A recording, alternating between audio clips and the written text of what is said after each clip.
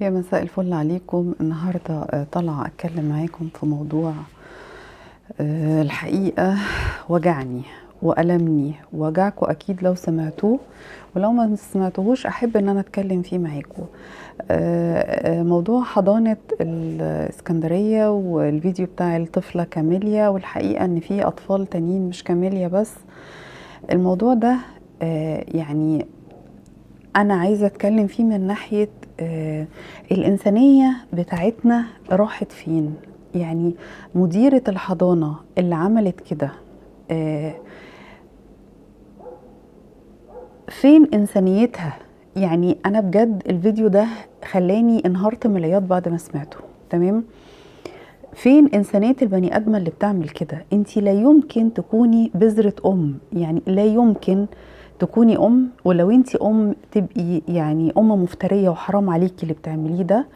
وعموما الأم واللي مش أم واحنا صغيرين، البنات عموما أول لعبة بيحبوها هي العروسة الصغيرة اللي بتاخديها في حضنك وتطبطبي عليها يعني اللي هي بتحبي تلعبي دور الأم الصغيرة. تمام.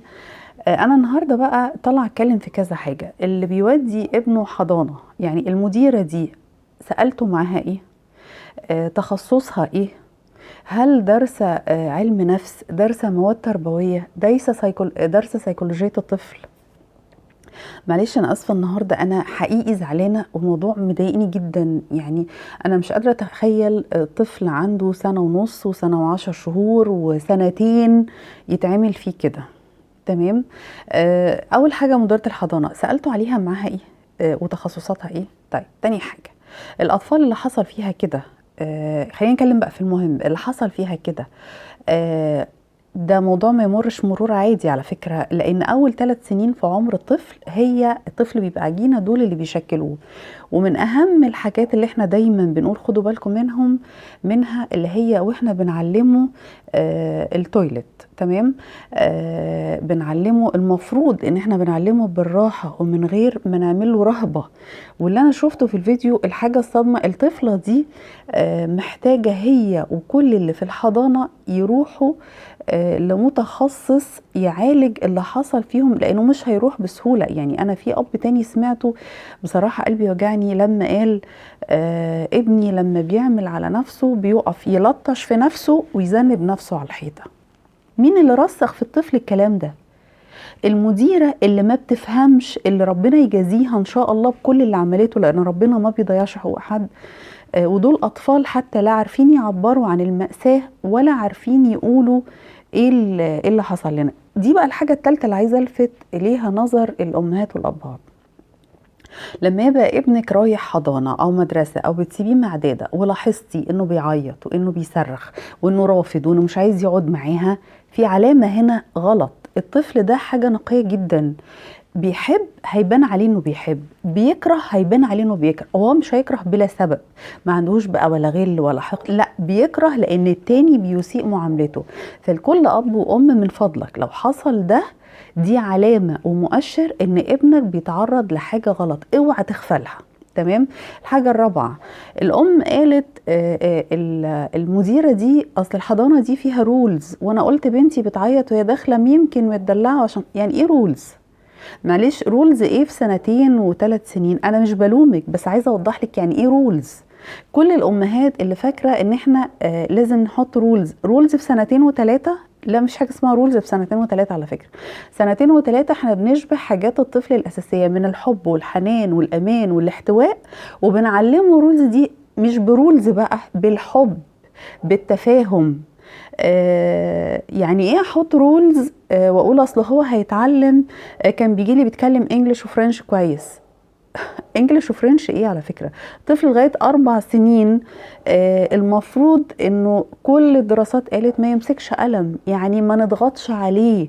تقومي انتي تقولي اصل الحضانة كان فيها رولز طب بنتك بتعيط لان فيها رولز يبقى ما ينفعش يبقى فيها رولز. لو المكان ده فيه فنفنة، ده اول سنين دي هي اللي بتطلع الابتكار اللي عند الطفل. هيمسك ورقة ويشخبط ويرسم، هيلعب بحاجة ويكون الوان. رولز ايه ده؟ المفروض انت تسيبيه حر يعمل اللي هو عايزه في المرحلة دي عشان ينمي الملكات الإبداعية اللي عنده. فدي برضو رابع نقطة، أي حضانة بتحط رولز بالمنظر ده، أي مدرسة مهما كانت مستواها بتحط رولز بالمنظر ده للأطفال، هي غير صحية، ما بتطلعش طفل عنده صحة نفسية سليمة. الحاجة الأخيرة، مش الأخيرة يعني اللي أنا عايزة أشير إليها، كمان الأم أنا عارفة إن هي بتلوم نفسها جدا، والحقيقة استأت جدا من ردود بعض الناس هما بيلوموها انتي مش أم وعليكي. يا جماعة كفاية الصوت اللي هي سمعته بتاع بنتها، كفاية إحساسها وإنها بتلوم من نفسها إنها ما قدرتش تقرأ المؤشرات دي.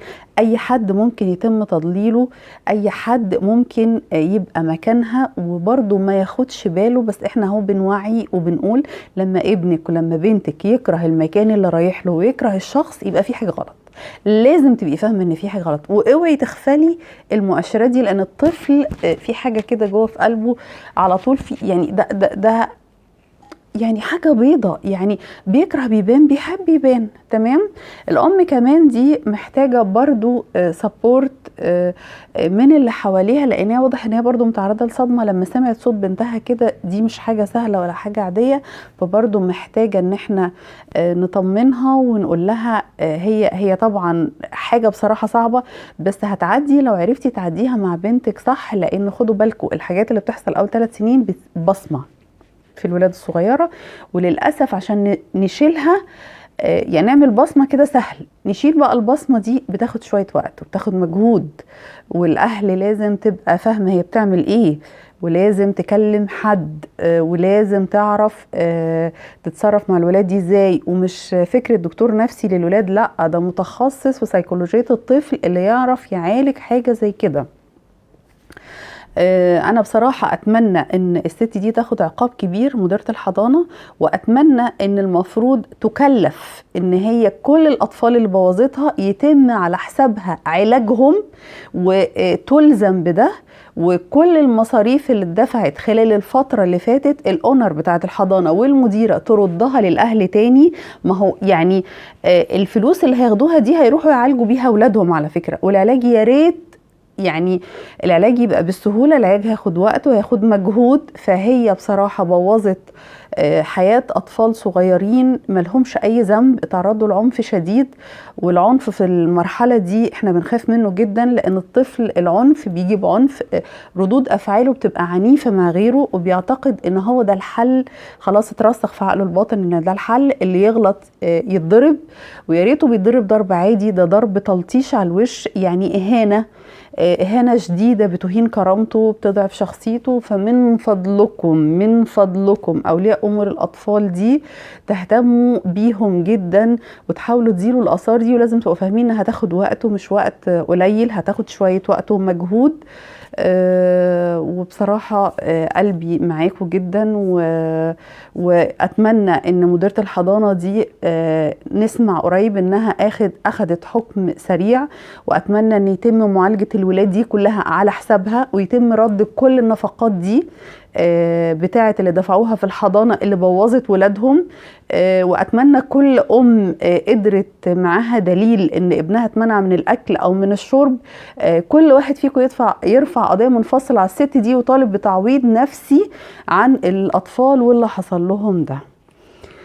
أسفة إن أنا كنت منفعلة النهاردة، بس الحقيقة فيديو صعب، واللي كان أصعب منه اللي أنا شفته برضو الاتنين ممرضين اللي ركبوا الكانيولا للطفل الصغير. انا هنوه بس كده، يعني احنا ليه بقينا بنستهين بالطفولة بالمنظر ده؟ يعني احنا جرالنا ايه؟ مين الناس اللي بتعمل كده؟ مين دول؟ بني ادمين معانا عايشين جالهم قلب يسمعوا عياط ووجع اطفال ملايكة بريئة؟ اتمنى ان قلوبنا ترجع كده فيها اللين يعني في خلل. انا شايفه ان في خلل في بعض الناس اللي عايشين في وسطنا، بيأثر على الجزء الاضعف فينا اللي هم الاطفال الثمار الصغيره بتاعتنا.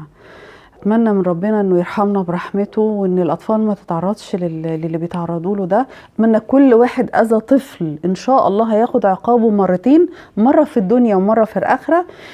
في حاجه اخيره بقى كمان نسيت اقولها، كل المدرسات اللي كانوا شافوا وشهدوا على الكلام ده، انا مش لاقيه مبرر. انسانيتك فين؟ امومتك فين؟ هل احتياجك للفلوس خلاكي تشوفي ده سنة كاملة؟ يعني في واحدة بتقول بنتي بقالها سنة في الحضانة، سنة كاملة والمدرسات موجودين وانتوا شايفين ده بيحصل، هتروحوا من ربنا فين؟ ده شهادة الزور ربنا بيحاسب عليها، ما بالكوا بالشهادة اللي انتوا شايفينها ما اتطلبتش بس انتوا شايفينها، وناس عجزة، اطفال عجزة مش عارفة تتكلم، مش عارفة تقول لأهلها اللي بيحصل فيها، وانتوا شايفين.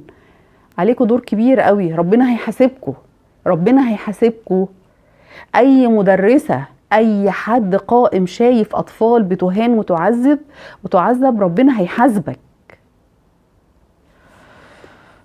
وانا اسفة ان انا كنت منفعلة في الفيديو ده، وان شاء الله في فيديو تاني يكون الطف من كده يعني. اشوفكم على خير.